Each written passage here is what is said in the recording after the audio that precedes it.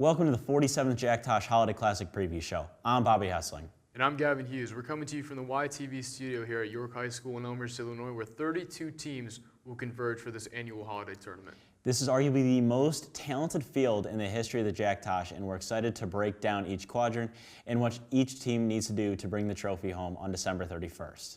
That's right. This field is stacked, and these games should be a lot of fun. So let's jump right into it with the first round matchups. We'll start at the top of the bracket with games 1, 3, 5, and 7. And to begin, let's look at Hinsdale South and Lake Forest. Bobby, what can you tell us about the Scouts? Lake Forest is a very good team when you look at them on paper, and I also watched them in person too. They've got a lot of talent. They have a 6'7" junior guard, Asa Thomas, who's got Big Ten offers from Ohio State and Minnesota. They also have got Alex Forkowitz and a sophomore, Tommy Aberle. So when you force that ball pressure on Asa Thomas, that takes it away from Forkowitz and Aberle. And at Forkowitz versus Oak Park, he had 31. So it's a very talented team. And Aberle was a guy, when I saw them play St. Ignatius, I highlighted his name. I had a feeling he was going to be a pretty big player for them. He's a young guy, someone to keep an eye out for. You know, Coach Lascal, we've got him online. We'll talk to him in just a moment or so. He's won the Tosh twice, 2013 and 2014. You know, Lake Forest is a very, very exciting team to watch. And I believe we have Coach Lascal online. Coach, are you there?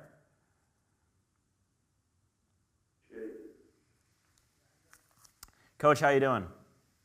I'm doing great. How about you guys? Can't complain whatsoever. You guys have a lot of talent on your team. What do you guys bring to the table with the Jack Tosh this year? Oh yeah, obviously first of all, the Jack Tosh, it's an incredible tournament. You know, there's so many great teams and great coaches, and obviously some great players at it this year. And you know, it's been like that every year. So we're just excited to get back there. And you know, Coach Duran does a great job of running it with all the people at York High School. So first of all, I want to say that it's going to be a really, really tough tournament. I mean, you know, one of the things we tell our kids is it's one game at a time. Just take one game at a time, and you know, and we got to do that, and really focus in on Hinsdale South for Monday at 8:30 a.m. Yeah, an 8:30 a.m. game. How do you prepare your team like that? Obviously, you're not going straight from Christmas into the game the next day. You have that day off. What do you guys do to prepare for Hinsdale South at such an early morning game? Yeah, you know, we're going to have to get there early, get them up early, get them awake, and have them do some, you know, maybe do some different things in the morning to get them ready to go, and maybe have an early practice the next couple days here, and get them used to getting up that early. So these kids are, you know, up for school that early usually, so it's not too much of a difference. So hopefully it'll be all right. We'll see what happens. You know, the other team's in the same boat, so it's you know, it's no advantage or disadvantage for each team. Obviously, we come a little bit further away, but it'll be all right. We'll be, you know, it's something that we just got to focus on what we do and how we play, and not use that as an excuse. Hey, Coach, with that being said, you guys are facing a 4-5 Hinsdale South team. What are you telling your guys? Because obviously you look at the record, it's not the best in the tournament, but you talked about the importance of taking it one game at a time. How do you make sure that your guys don't overlook opponents in a tournament like this? Our kids, you know, are smart, you know, in regard to knowing that they have to take care of business one day at a time. And you know, that's our whole motto too. Is like, we want to make sure we guys try to get better every day, and work at getting better every day in practice. And it's a process. And our guys have done a great job of working on that every single day in practice, and then one game at a time kind of thing going into it. So, you know, I don't think our guys are going to overlook them at all. They know that Hinsdale South has some players, and has always been a good program, so we'll definitely, you know, give them the respect that they deserve, and our guys will be not looking forward to anything more than playing on Tuesday morning or Monday morning. Excuse me. Hey, Coach, we appreciate your time, and we will see you December 27th, that Monday morning, and best of luck in the tournament. Thank you for having me again, and appreciate it, and good luck with your show, okay? Appreciate it. Thank you, Coach. All right, bye-bye. And with that being said, he talked about it, Hinsdale South, 4-5 coming off, but he talks about giving them the respect that they deserve, and certainly a guy by the name of Bolte, Division II offer from Wayne State up in Michigan. Bolte is just one of those guys who is physical, strong, and just so athletic in the post, and that's really something that they're going to have to rely on. Now, they're a really tough first-round opponent. Why is that? Well, ever since they joined the Tosh in 2014, they've been 6-0 in opening round games, but we talk about it. The Scouts bring a lot of talent and a lot of firepower. How do you see this one shaping up? Yeah, Coach Scout said at an early morning game, there's a lot that's going to be going on, and he's going to have these early morning practices for his players to try to get them in the right shape. But Lake Forest, they're very good, and they've got 2 quality wins, Stevenson and St. Ignatius, both on their resume. I think, obviously, we're going to say it once, we're going to say it probably 10 other times. Upsets are going to happen. But I think Lake Forest is going to have a very good shot in this game. They're a very talented team. No question. And looking on to teams who can sleep a little bit later, Tinley Park and Palatine. What can you tell us about Palatine? Yeah, Coach Eric Millstone is an 8-2. Has got his team in an 8-2 record. They've won 6 in a row since going 2-2, and their Thanksgiving tournament. And Millstone is a very veteran head coach. And he's got 2 junior guards, Grant Dursna and Tyler Swerzak, and they got another junior point guard, Sam Millstone. And, they have a 6'6" sophomore, Connor May, who just scored 22 in their most recent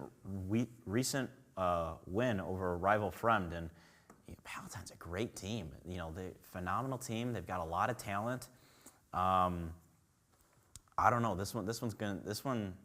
Palatine's got a lot of talent. I'm excited for this. And especially, you talk about it, a team that's gone on a 6-game winning streak. And with that being said, we have Eric Millstone, Coach Millstone on the line. Wait to cue him up here.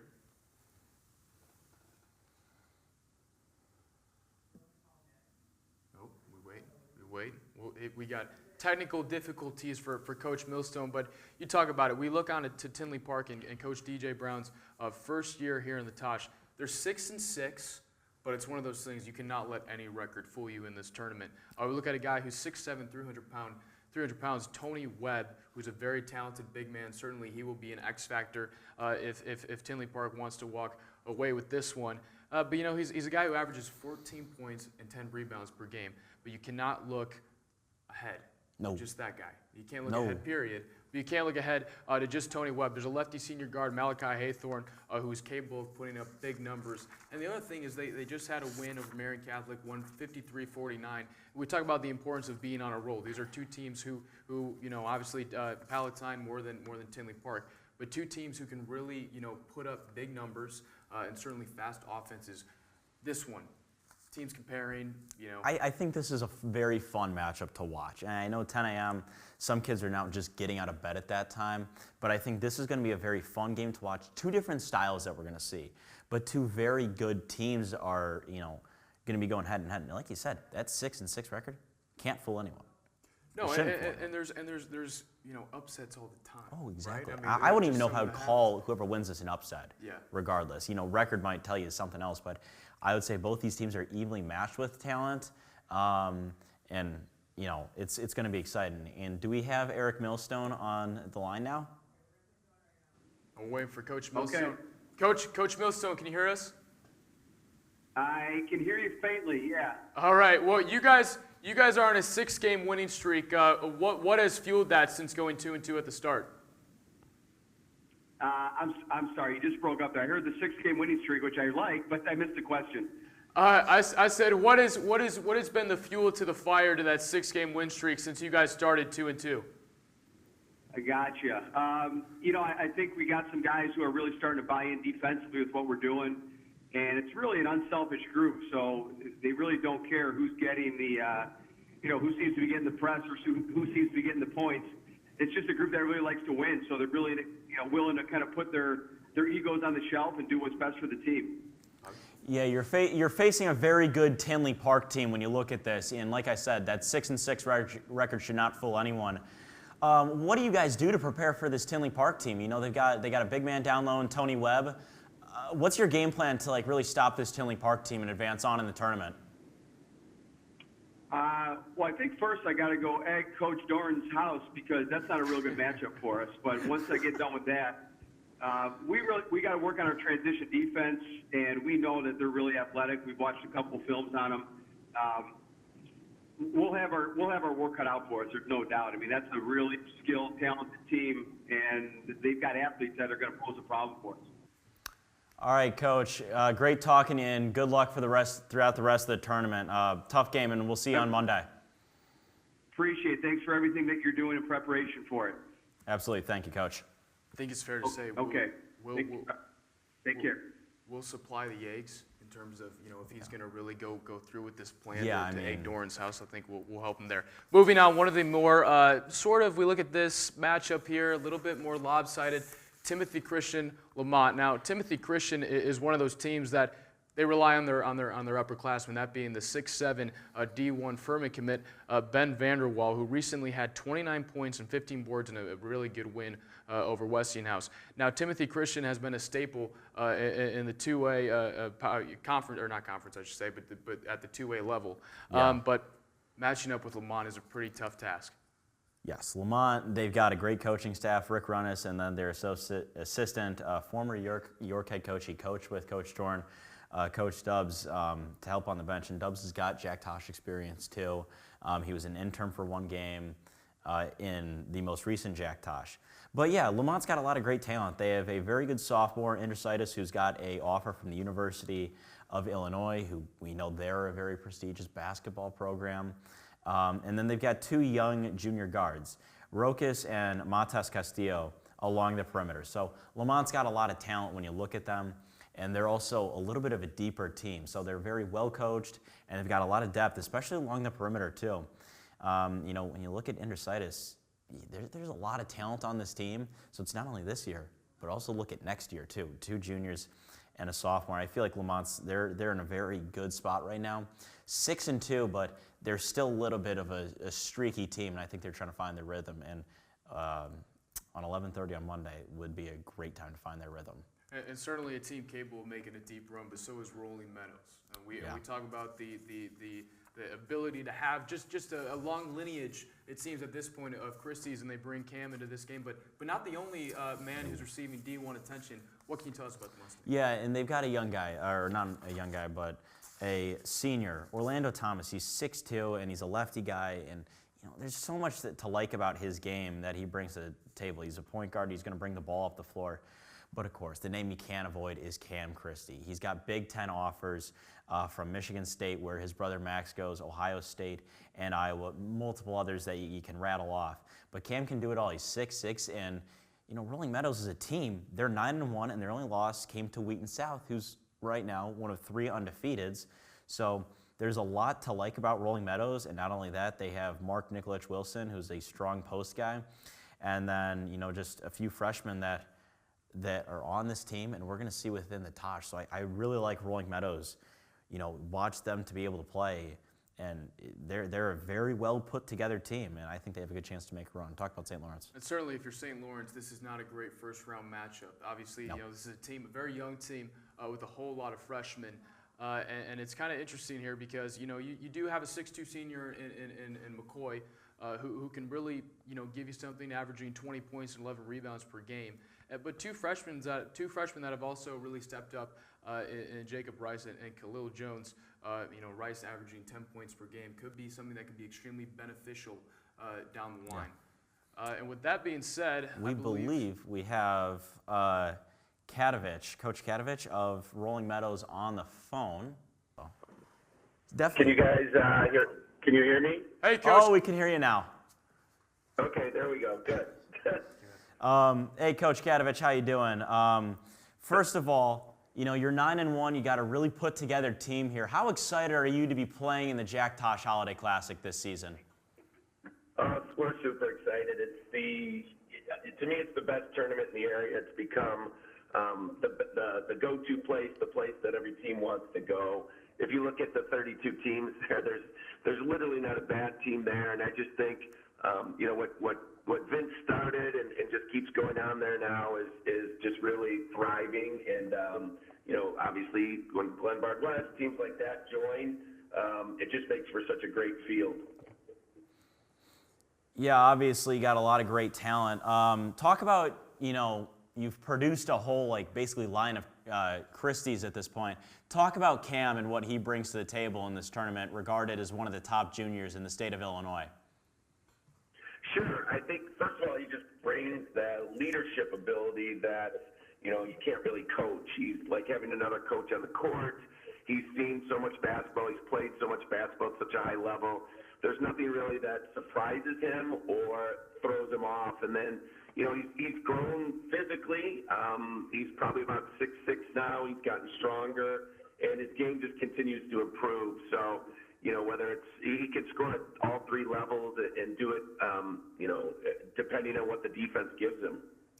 Hey, Coach, you ran into the hosts of the tournament in York 2 years back, kind of trying to get over the hump. What are you telling your guys as you head into this tournament, and what do you need to do to kind of make a deep run here? We're telling them that we hope we don't play York in their ball pressing. No, I'm just kidding. That was Vince is such a great coach, and you think about teams that ball press, and to me, York, Highland Park under Paul Harris, Wheaton Warrenville South under Mike Healy, they just really took us out of everything we wanted to do, and that's a credit to them. I think the difference now is, at that point, and this is nothing against the guys that were on the team, but it really was Max, and so teams could take him away. But I think the difference with the team we have now is there's so many other pieces around Cameron that you can't just really focus on one player. Hey, Coach, we appreciate the time. Best of luck to your team in the Tosh, and we look forward to seeing you guys on Monday. Thank you so much. It was my pleasure, and we will see you next week. All right. So that's going to wrap it up for the first quadrant. We're going to take a quick break, and then we'll come back and talk about quadrant 2 in just a few minutes. We talk about that late afternoon slate. We start with Stagg and Batavia. What can you tell us about Batavia? Yeah, Batavia is a pretty good team this year. They're 8-2. Jim Nazos has been in this tournament for a while. We're going to be on the phone with him in just a minute. Batavia won their first 6 games before dropping 2, and then they've won their last 2. Batavia's got great size, 6'7" and 6'9" guys. Ethan Ivan and Austin Ambrose, who I believe was a name from the 2019 Jack Tosh, too. Both of these players are committed to Wisconsin Parkside. It's a D2 school. It's still something to be very proud of. And then point guard Trent Tusana hit the game winner against Huntley in an early season win.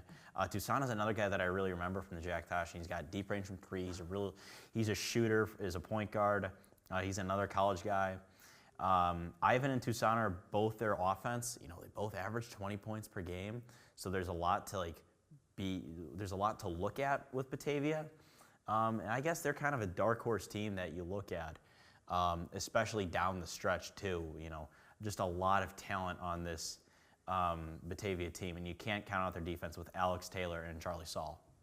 Yeah, and that's something that, we saw Batavia, 2 years ago, and they put up a fight against every team they faced. Oh, absolutely. I mean, and the size they brought to the table was absolutely unbelievable. With that being said, I think we do have Coach Nazos on the phone. We'll wait for that. There you go. Yes. Yes, you do. Hey, Coach, how are you? Good, thanks. How are you doing? Great. So you guys were in this tournament 2 years ago. Maybe, things went pretty well, but what are you telling your guys, obviously once you get over the hump of these last few games, but what are you telling your guys heading into the tournament to really try and make a run? You know what? You're going to play a lot of basketball in a short amount of time. And I think, we've got a lot of seniors. I think the most important thing is just do what needs to be done at the moment. You got to play well for this possession. You can't look ahead. You can't think about whatever happened the day before, because there's always something coming up right on hand that you got to take care of. Yeah, you got a lot of talent on this team, and a very sizable team too. 6'7" Ethan Ivan and 6'9" Austin Ambrose. What do those guys bring to the table when you look at your team? Obviously D2 players, but what do they really bring to the table? You know, there are two guys that have already committed to Wisconsin Parkside and signed. You know, Austin's, you know, primarily a back-to-the-basket type of player, but he is capable of hitting perimeter shots, and he's athletic. You know, Ethan Ivan's somebody who, you know, is an inside-outside guy for us and shooting very well from the arc and can score in different ways and does rebound well too. You know, both those guys have had very good seasons for us, and you know, I think they're both, you know, anxious to play, you know, the teams that are there. There's just great teams everywhere there. Yeah, and Trent Toussaint, I remember his name from the Tosh in 2019 as a sophomore. What does he bring to the table? Obviously, he seems like a score-first guy, but as a point guard, does he distribute the ball really well and like get the offense going for you guys? He did. Actually, the last game we had, he had 8 assists and 2 turnovers. So he does see the floor really well too, and he's had some big games scoring for us. I mean, he's been in the 30s. He had 27 the other night. He's hit a game-winning shot. You know, this year against Huntley. So he does a lot of different things well, and you know, they're all 3 of those guys.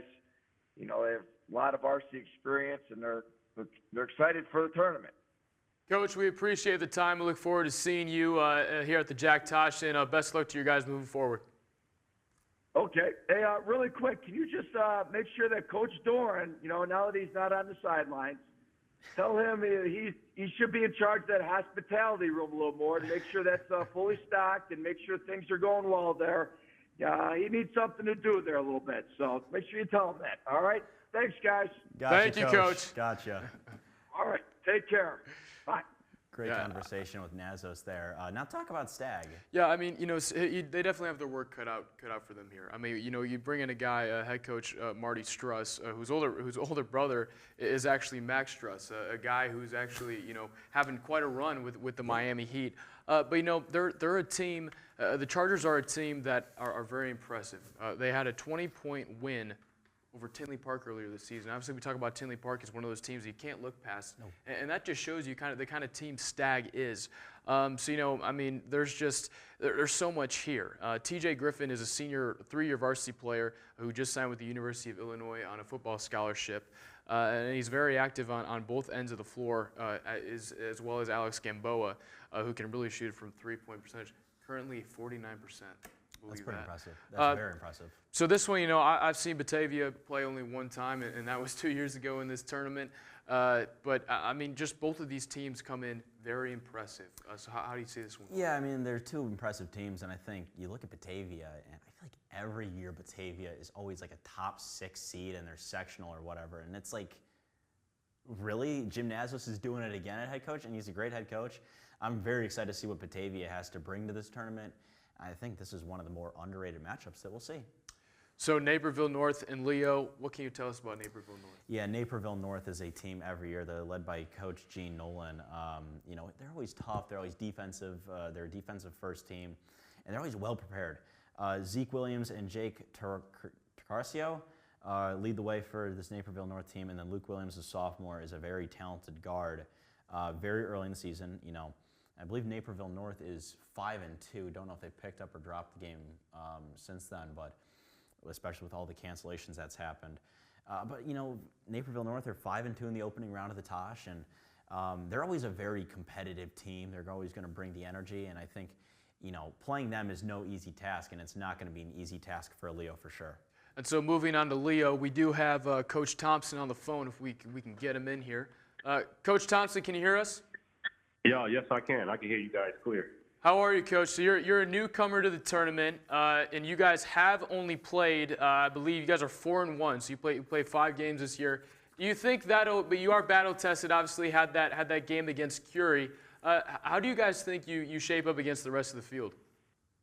Oh, you know what? I truly believe that we shape up good against the rest of the field that you guys have out there. But it would be a test for us because since we only played 5 games so far. But I think my kids are ready for this test. Yeah, you got a very talented roster. You know, I have multiple players that I'm looking forward to watching. Just talk about some of the guys that are on your team. Some are younger, some are, you know, senior leaders, and what they bring to the tournament and already what they've accomplished this season in just 5 games.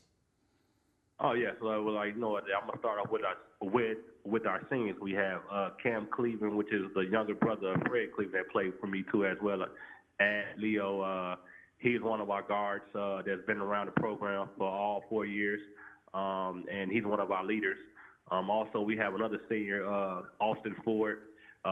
He comes with energy and he can play as well. And then we move on to our juniors that we have, which is Tyler Smith, Jakeem Cole, Jerry G. Jr., which is the son of Jerry G. that went to Illinois.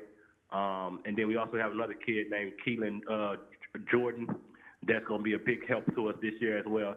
So I actually really believe that with our group of our kids that we have, that we play together, we play hard, and we get up and down the court. And I think it'd be something fun for you guys to see out there this year.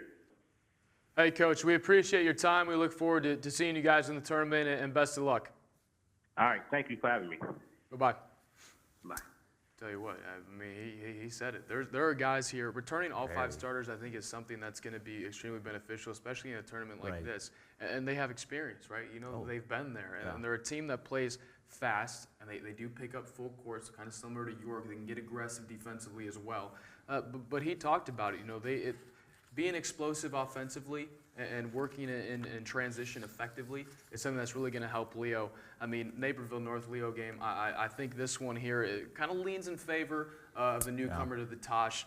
So that's, you know, one that we can certainly look out for. Looking forward, Manuka, St. Patrick, what can you tell us about St. Pat's? Yeah, St. Pat's, you know, they're a very well-coached team. Coach Bailey comes in record with 6-3. They are led by Tamaris Brown, who's averaging 16 and 9 rebounds. Senior point guard Brandon Adorno, who's a key distributor. He's averaging like 10 and 5. And then other key guys too, like Sergio Rivera, Bryant Hanley, and their freshman E.J. Breland is a 5'11 guard to make an impact. And I believe St. Pat's, they had a close game versus Notre Dame, and I believe they pulled that one out over you know, the Fighting Dons this past Friday night. So St. Pat's, they're a very good team. You know, they're always well coached, and I think they come ready to play against Manuka. I think you have to watch out for here belongs to Kevin Kane and Manuka, and that is Ricky Hill Jr., very talented guard who's averaging 20 points per game. I mean, we talk about, you know, the explosive offense and everything like that, but when you're a player bringing in 20 points per game, that's something that can help you. Another thing that help you make a deep run in this tournament, and so that's something that I think will be, you know, help Manuka in this opportunity that they have to really make a run here at the Tosh. But also Trevor Huddick, I believe I'm pronouncing that name right. Yeah. Trevor Huddick is a returning all-conference player. So you talk about, you know, the mixture of offense, but also a guy that can play at both ends of the floor with Huddick. So it'll be interesting to see that Manuka-St. Patrick matchup. And now moving on to the team that everyone kind of has their eye on here, moving in, is Glenbard West. They face Downer Grove South. What can you tell us about Downer Grove? Let's talk about DGS first before we get into the heavyweight. Zach Miller takes over as the DGS head coach. He's a very young guy. We believe he's one of the top young coaches in Chicago area, and he's got all sorts of different guys, and it's his first year. He's trying to set a tempo. He's trying to set something for him as a head coach. He's got 2 sophomores that play big roles, Will Potter and Justin Severdis. And then they got a 6'5 senior, Charles Shaw. He's also played well. You know, so there's a lot of talent that's there. It's just it hasn't all matched together yet, and it'd really be something for it to match well against this Glenbard West team. But it's a new coach team, but Glenbard West, something about them. As you mentioned, a young team at that. And you know, this Glenbard West team, you talk about Caden Pierce, Ryan Renfro, Bobby Durkin, one guy committed to Princeton, two committed to West Point. And then you talk about Braden Huff, who's going to Gonzaga. Yeah. And you know, obviously those are big time schools, right? Especially Gonzaga, but you know, I mean, just look at the logo on the chest. That's all we have to say about that. But, you know, we talk about Huff and we talk about all these guys, but one thing that I loved from our conversation with Coach Apoka was the idea that players have to play, and something he alluded to was we have to find our identity, and we have to stick to our identity, and that's something that proves really pivotal in a tournament like this, because you don't have the time, like he told me, you don't have the time to prepare, so you have to stick to your game and really stick to what you know, and that's something here. It doesn't matter if you have 5 stars, 4 stars, 3 stars, or no stars. Players have to play, and that's something that was made extremely clear with my conversation with Coach Apoka. But his Glenbard West team can really make a run at this thing. You look at the top half of the entire bracket in just the South Gym. There's a lot of good teams that can come out of that top bracket. Yeah, stacked as it is. Just after this, we will talk about Wheaton, North, and Lyon to move to the bottom half of the Jack Tosh Holiday Classic. Okay. Moving on now, we talk about LT, Lions Township, a West Suburban Conference Silver member, and Wheaton North. What can you tell us about the Lions of LT? Yeah, Coach Stone's got a great program at LT right now. He's got a lot of great talent, and one of the guys that we're going to mention, you're going to hear a lot about him, is Tavari Johnson. Tavari Johnson is a guard forward. He was going to be going to Akron next year, and he's a very skillful player. He's like a 3-level scorer. He's just very good. It's not a one-man show, however. They've got a 6'6" junior, Nicholas Polonsky, Billy Bach, Aiden Sullivan, and of course, another Niego. Jackson Niego will be a part of this team, just to go along with however many others have been a part of, this tree of Niegos, and a few of them have gone off and done big things. Jackson, I believe, is the last, and there's been about 10 years of them. But Lions is a very good team. They've got a lot of great quality wins. They won their own Thanksgiving Classic at LT, and I think, LT for an early morning game, as long as they come out and do their thing, they've got a very good chance to, cause some problems in this. Ironically, in 2013, Lions actually beat Wheaton North, which is also an early morning game. Yeah. But it's going to be interesting to see how Wheaton North responds here. They got off to a little bit of a slow start. Now, they did win a state football championship, so much of the reason there. Couple guys to watch out for. Well, there's a few of them. Now, a huge part of that football championship was Seth Kortenhoven. Sorry if I mispronounced that. A guy who's accompanied by a sophomore sharpshooter in Jack Spears. So, it'll be interesting to see how things tie up here, but LT, a pretty solid opponent. So this one, one of those ones on paper, could pick the other. Upsets can happen, but LT is rolling right now. Yeah, and the other thing is both these programs have made it to the semifinals in past seasons. So, realistically, obviously, upsets can happen, and there's a lot to look forward to. This is definitely a early morning game that I think multiple people should be looking forward to. A lot of talent on LT's side of things. And moving on to the 10:30 a.m. game, we'll look to Conant and St. Ignatius. What can you tell us about Iggy? St. Ignatius started number 4 in the Chicago Sun-Times in the preseason poll. They lost to Lake Forest. They dropped a few other games.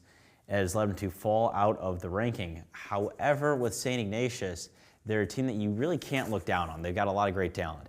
They've got A.J. Reed, and they've got losses to Leo and Lake Forest.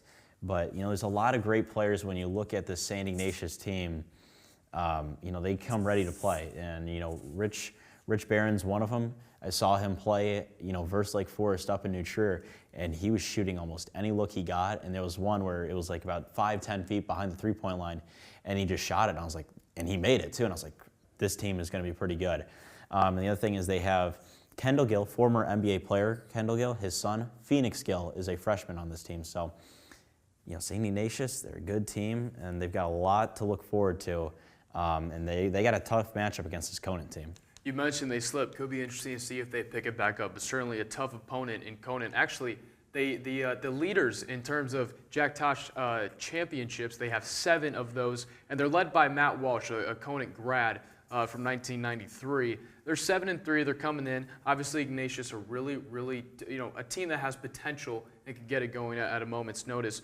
But Conant, I tell you what, really good team. 7-3, as I said, winning their last 2 games. And we are getting Coach Monroe up in here. So we will receive word here from Ignatius. Coach, are you there? We are. Thanks for having me on. Oh, of course. So what are you looking forward to here? Conant's your first opponent on Monday morning. With that being said, early morning game. What are you trying to tell your guys to get ready for an early morning tip-off?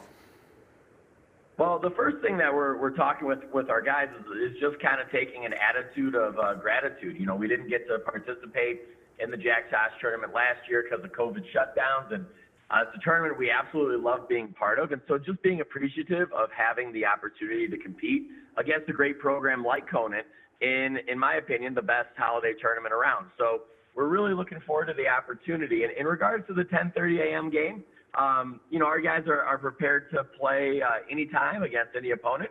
And playing a team like Conant, you know, Matt Walsh is a good friend of mine, and I know that he'll have those Cougars really well prepared to play, and it's an outstanding program, and we're looking forward to the challenge.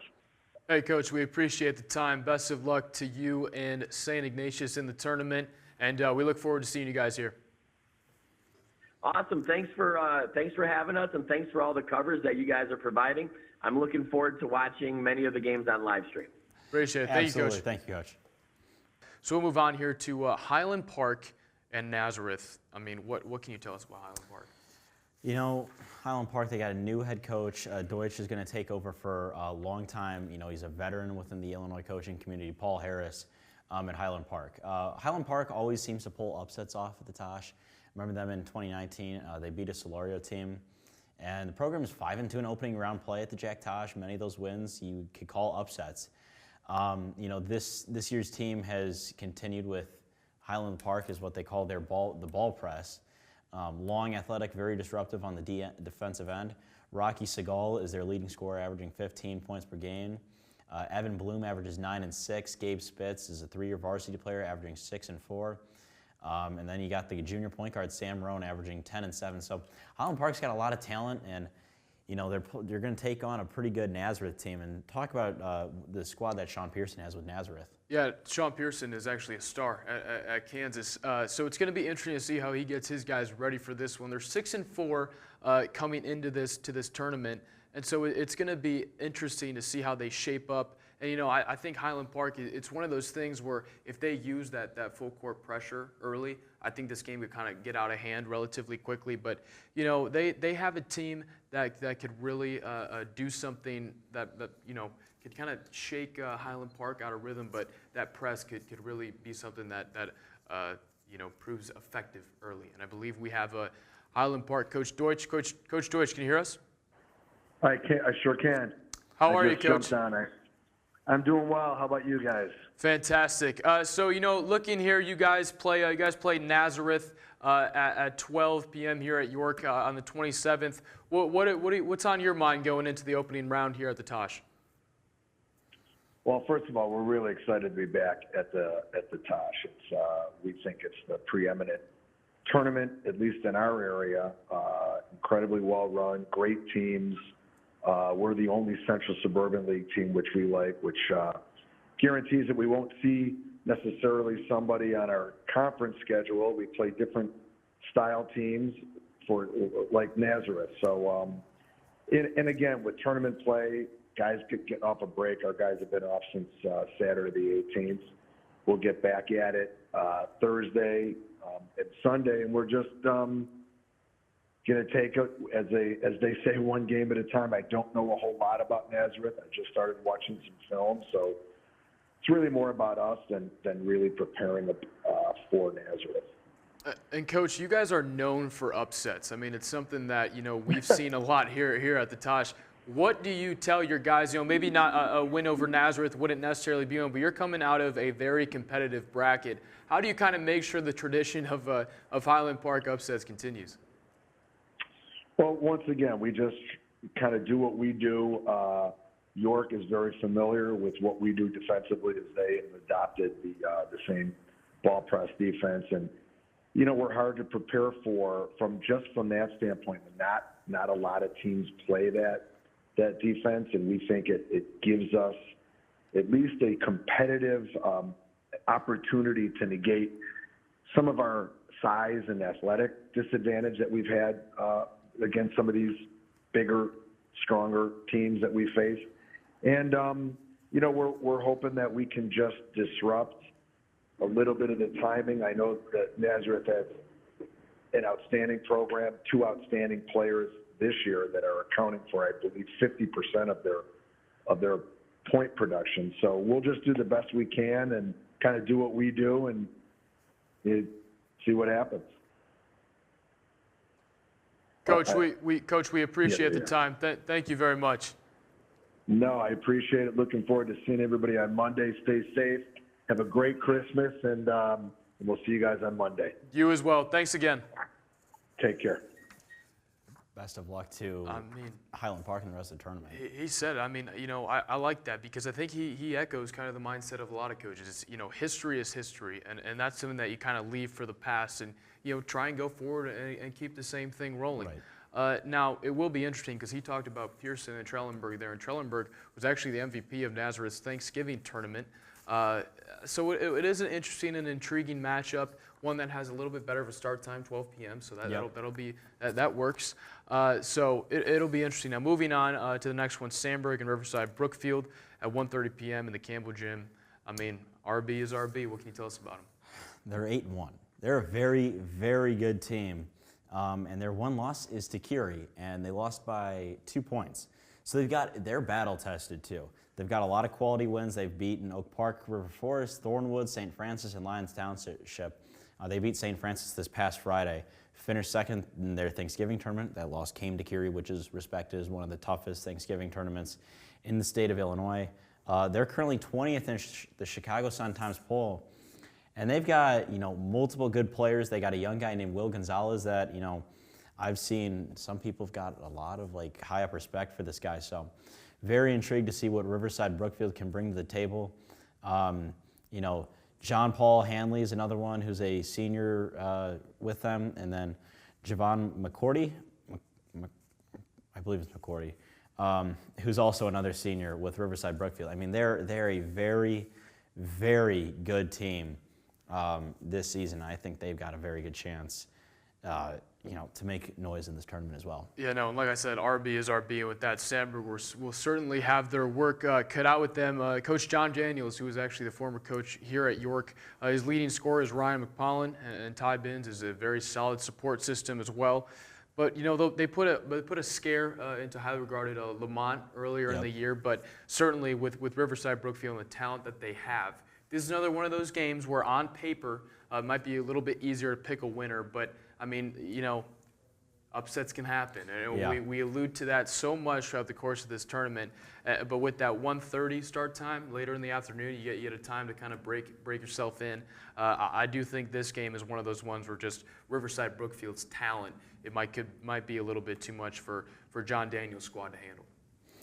Yeah, and which one of... I don't know if we might have a coach on the phone here in just a minute. No? I don't think so. We got nothing. And so with that being said, we will take a quick break and we will close out the final half of the quadrant. That will be including the host, the York Dukes. We'll be right back. And so moving on to the bottom part of the quadrant, we look at Schaumburg and St. Francis. What can you tell us about St. Francis? Well, Dwyer with St. Francis has a very good program. I think we're going to be getting to him in just a moment. He's got a very good program, and they've got 2 losses, and they're against a very good Riverside Brookfield team and La Lumiere, who is out of LaPorte, Indiana. And La Lumiere is a national team. So, you know, exactly. And they've got a lot of great talent there. Spartans are led by Brandon Uriso and Sebastian Miller. Remember Sebastian Miller from the 2019 Jack Tosh, and he was a sophomore. TJ McMillan is a big guy coming off the bench, and he is actually one of the top-rated linemen for football out of the state of Illinois. You know, St. Francis, they're very balanced. You know, they've got a lot of great guys. You know, Sebastian Miller and Brendan Uriso are considered 2 of the best players. And St. Francis, they're currently 5-3, and they're the 2019 Constellation runner-up. And I believe we have... All right, with that being said, we welcome in the head coach of St. Francis, Coach Dwyer. Coach, you know, another year of you guys in the Jack Tosh, and you've got a very talented group with you. Talk about Uriso and Sebastian Miller and what they bring to the table, a part of your team this year. Yeah, I mean, our point guard is Jack Brennan, but in a lot of ways we have 3 point guards. So Brennan and Sebastian have been going into the 3rd year with me now. Both well-rounded. They're unselfish, play extremely hard. They can both shoot it pretty good. They can score off the dribble. So they're basically, there's a lot of things as a head coach you can take for granted, and nice guard play is one of them. So I've got 2 guys that have a tremendous amount of pride in how they play the game, and they fit in perfectly with how we're trying to play. So unselfish, I'd say complete players. They don't need to shoot the ball well to have a good game. They love playing defense. They're always my top 2 to 3 guys that are always watching game film and taking our scouting reports to heart. So they've always been just a lot of fun to coach. Coach, you guys are one of the more balanced teams coming into this tournament. What is it like having a guy like TJ McMillan, being able to bring him off the bench? How important has that been up to this point? It's awesome, but you remember TJ didn't play last year because of the whole football situation, and he probably gained 30, 40 pounds from the last time he walked on a basketball court. So the nice thing about a Division I kid is he's by far one of the most competitive kids I've coached in 28 years. So he's intelligent, unselfish. All he cares about is winning and being part of a team. So when he made the choice to get back on the court after this past season, it was awesome because it's always nice. I think we've got a pretty decent starting lineup. We've got a good mix of athleticism, and we can do a couple of different things defensively. But then when you can bring TJ off as your first offensive, I can sub him for anybody. But he's a tough kid to guard. He loves to rebound, which is always nice to have a big 6'5", 250-pound kid that loves to crash the boards. It's always nice to run off one of his screens as well. And then, so again, he's a smart kid. He's probably two weeks away from really starting to get into better basketball mode. His post moves have gotten better every game. He's actually a much better free throw shooter than people might want to give him credit for, and he's still begging me to shoot 3-pointers, which is not going to happen anytime soon. Talking about TJ and Sebastian again, they were in the Jack Tosh in 2019, so obviously they've got some experience with that. You think that's going to help the rest of your team when you look forward to the next few days here? Yeah, I mean, first of all, the Jack Tosh tournament is by far, when we moved out of the Catholic League, and I had been working with Vince, Coach Duran, over at Henslow South, as soon as we knew we could get in that tournament, it was a no-brainer because I love the tournament. The competition is amazing. It's so well run. It's not too far from home. You got people coming out to watch multiple games. So when we went to it with TJ, and TJ actually came with us only because our 6'8" volleyball kid was out of town. So we said, let's just bring him with, and we had no plans of really playing him unless we had injuries. And then we threw him in a game where we just felt like we needed a spark, and I think he had 3 offensive rebounds in the third quarter of a game and kind of sparked us to a nice little run. And then Sebastian, the nice thing is anytime these guys, the nice thing is they seem like they've been pulling from experiences had in the past, so they're not making some of the same mistakes. If they start out a game with maybe a rough quarter, they realize that they just focus on other stuff, helping the team win in different ways, then it's a huge benefit. But they've been, Sebastian's actually been with me since his freshman year. We moved him up mid-season his freshman year, so he's been through pretty much every type of game you can go through, and he's looking forward to it. The kids are very excited about this tournament. Coach, thank you for your time, and we look forward to watching you guys the next few days participate in this tournament. Guys. Yeah, thanks, guys. You guys always do an awesome job, so looking forward to seeing you guys. Thank you, Coach. Thank you. Yeah, I mean, he's got his work cut out with him. This Schaumburg-Saxon team is one to look out for. They did lose their Thanksgiving tournament, but lost it against Naperville Central in the championship. Now they bring a lot. They come in at 6-4. However, they're led by 2 seniors, DJ Wilson and Nick Doriskin. It's going to be interesting to see how these 2 teams match up. This is one of those ones that, what you may consider an upset is not entirely an upset. Schaumburg at 6-4, St. Francis doing what they're doing, led by a great head coach. This is one of those games that you kind of highlight. It helps, being at 10, or excuse me, at 3 at 1:30. But it'll be interesting to just see how these 3:30. It'll be interesting to see how these two teams go at it. Moving on now, Providence Catholic, Bolingbrook. Yeah, I talked to Coach Rob Brose the other day, and Bolingbrook won the Jack Tosh in 2019, first-year champs.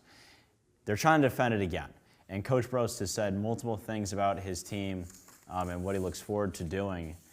He's just excited to be back. They got 3 great guys. Michael Osei Bonsu is a big post guy. He mentioned him. Dunlap, and then I believe it's Donovan Younger, who is, he's a 6'9" guy. He's averaging 10 and 8. And I believe he is one of the younger guys that is a part of this Bolingbrook team, class of 2023. So he's got a lot on his plate.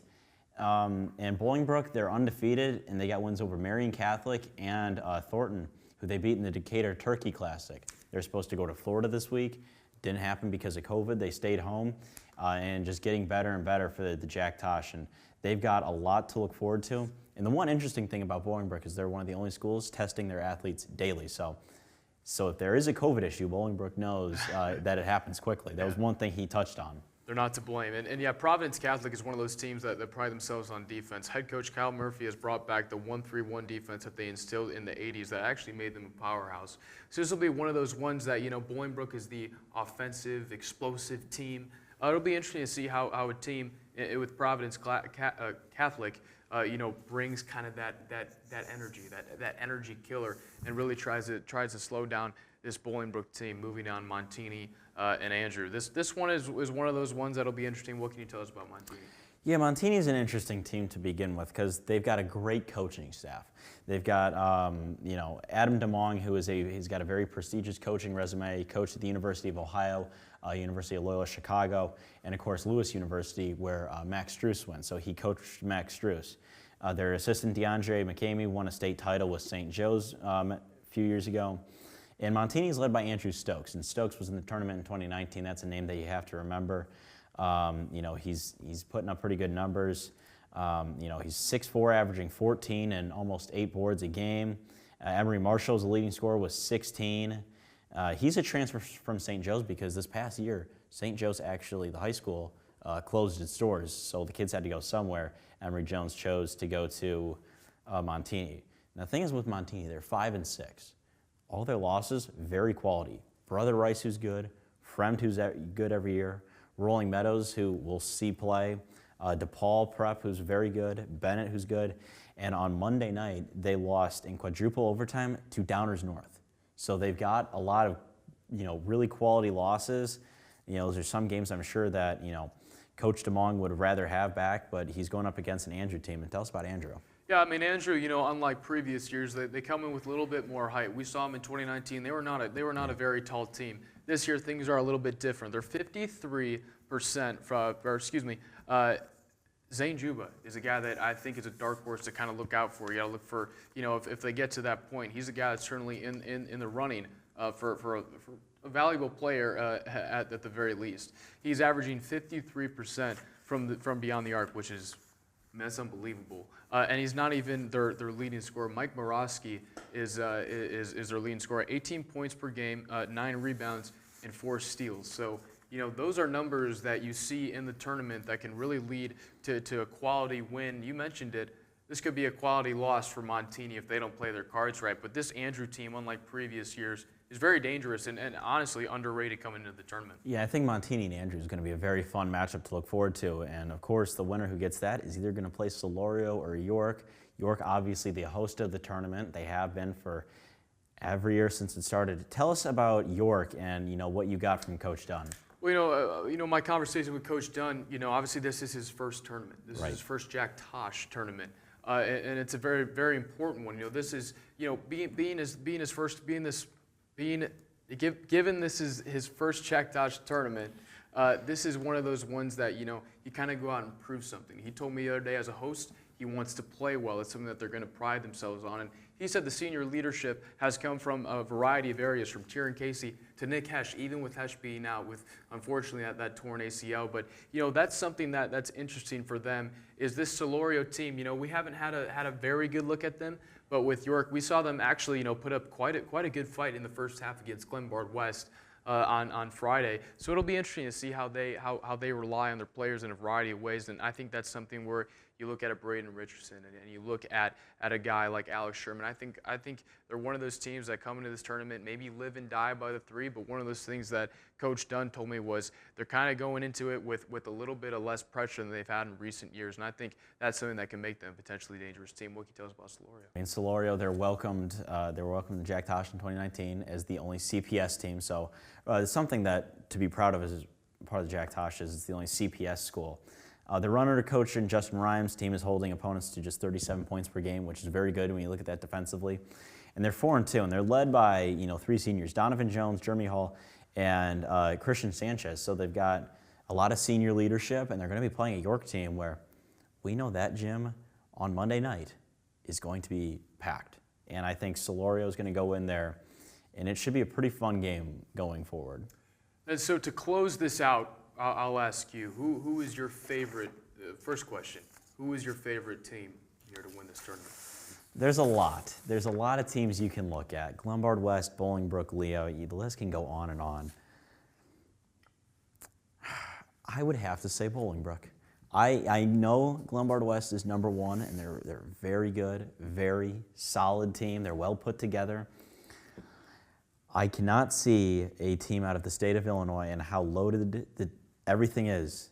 I cannot see one team going undefeated this season, so I don't see Glenbard West going undefeated, but I think Bolingbrook has got a very, very good chance. They're battle-tested, they've won it before, and they've got to go through a treacherous road to even get to the championship. They'll be ready by day 5, I think. You know, in all honesty, and the only reason I say this, watching them play on Friday night, that gymnasium was rocking. I mean, that was the definition of home field advantage. I mean, the environment doesn't get much tougher than that, and that gym was loud throughout the whole course of the first half. So with that being said, I think Glenbard West is definitely one of those teams that we put that label on as battle tested. Yes. But not only that, the head coach over there, said we like to keep our guys kind of level-headed. They don't get too high, they don't get too low, and that's something where you deal with momentum shifts in this sport, and their guys have done such a great job of managing the emotions and coming out and really playing well, especially in times of adversity.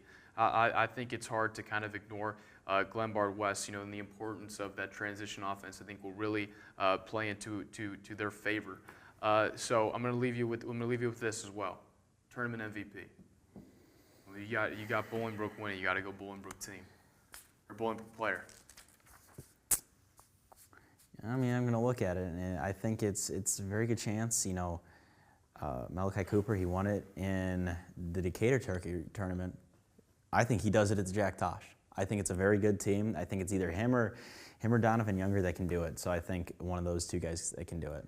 Yeah, I think, we obviously got to go our own teams here, our own ways, and I'm going to go, even though he's a Gonzaga commit, I will say I think Huff does take tournament MVP. I just think that they got so many leaders on that team. Yeah. I mean, it's ever, 4 or 5 starters going to Gonzaga, Princeton, 2 to West Point. They just have depth, and it's not even, just the hopes. No. Those are just your starters. I mean, and you have so much height. You're going from a guy who's 6'9" to your shortest at 6'6", and you're starting 5. It's unbelievable. So I really do think Glenbard West and Huff are guys to look out for. And just to close, dark horse team to win this? I think it'd be someone out of Lake Forest and Rolling Meadows. You just win one and you just stay hot. I mean, there's a lot of good teams you can choose. I have about like 6 to 10 teams. I think any of them can go off at any certain day. And of course, the home team York, I think, is another one where it very well could happen. These guys are like, they'll be nervous at first, but they'll get more comfortable when you look into it. But I think Lake Forest or Rolling Meadows, there's a lot of talent on both those rosters. Yeah, and I mean, it's so hard to see who's considered kind of an underdog right, exactly. or a dark horse. But yeah, I think Lake Forest is a talented team that could definitely get it done. And I think if we're going, big time kind of underdog, big time dark horse, if Ignatius gets things rolling and all those players start clicking at the same time, that's a team that could really catch fire and really make a run at this thing. So with that being said, that closes out the 47th Jack Tosh Holiday Classic pregame show. This is Bobby Hessling. I'm Gavin Hughes. We will see you starting on Monday, December 27th, right here on New York Sports Network. Good night, everybody.